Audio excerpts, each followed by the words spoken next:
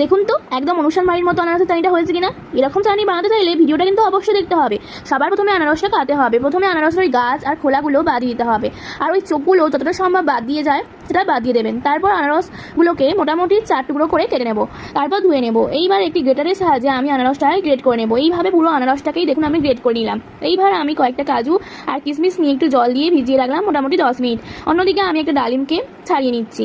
এইবার কড়াইতে গ্রেট করা আনারসগুলো দিয়ে দিলাম, আর দিলাম একটু পরিমাণ জল। যেহেতু আনারস থেকে অনেকটাই রস বেরিয়েছে তাই জলটা বেশি দেবো না। এইবার তাতে দিলাম পরিমাণ মতো একটু বিট নুন আর একটু নুন দিয়ে মিডিয়াম ফ্লেমে 10 মিনিট সিদ্ধ করে নিলাম। তারপর ওপরে যে ফেনাগুলো থাকবে সেগুলো একটু ফেলে দেওয়ার চেষ্টা করলাম।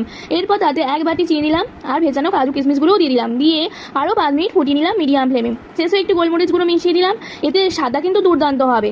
আর চাটনিটা একদম ঠান্ডা হয়ে গেলে তাতে ওই ডালিমগুলো মিশিয়ে দিলাম, দিয়ে সার্ভ করলাম। রেসিপিটা কেমন হলো অবশ্যই জানাবেন কিন্তু, আর লাইক আর সাবস্ক্রাইব করে দেওয়ার অনুরোধ।